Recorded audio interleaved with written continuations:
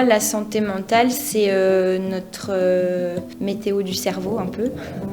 C'est comment on se sent mentalement, si on a des préoccupations, si on a enfin voilà, plein de choses qui viennent un peu brouiller notre quotidien. Ou au contraire, si plutôt ça se passe bien, si on n'a pas vraiment d'inquiétude, si on se sent plutôt bien dans son corps, bien dans son esprit. Je pense que tout le monde est concerné par la santé mentale. C'est quelque chose qui varie au cours de la vie, au cours de moments plus ou moins intenses, mais c'est quelque chose qu'il faut surveiller, ou en tout cas il faut y être attentif, comme la santé physique, je pense. Enfin, je trouve que c'est pas suffisamment... on n'y porte pas assez d'intérêt de nos jours. Et il y a beaucoup d'idées reçues. Pour moi, la santé mentale, c'est quelque chose à protéger absolument.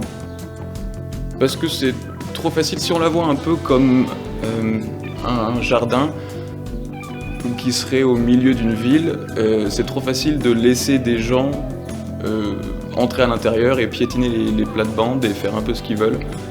Et je trouve que c'est bien de communiquer, c'est même nécessaire et vital de communiquer ses limites, ses frontières. Ce qu'il y a, c'est que la frontière entre bien et mal, c'est un fil, quoi. Et pour basculer, il vous faut quelques secondes. Et pour revenir, c'est très long, ça demande beaucoup de... Alors, c'est pas de volonté ou quoi que ce soit, c'est essayer de s'ouvrir aux autres. Mais ça arrive, je veux dire, ça arrive à tout le monde. Ça arrive à tout le monde. Personne n'est à l'abri. Voilà, personne n'est à l'abri.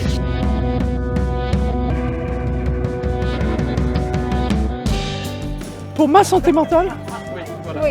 je peins depuis l'âge de 9 ans et j'ai 75 ans.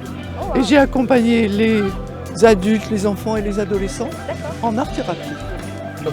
Si on se sent en colère, faut rester dans un coin et attendre que ça passe, ou en parler à quelqu'un.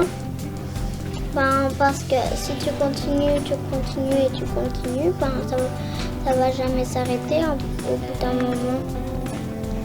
Faut en parler à nos parents, quoi. Je parle avec les personnes. Je parle beaucoup, hein. Je me renseigne, je réconforte les gens.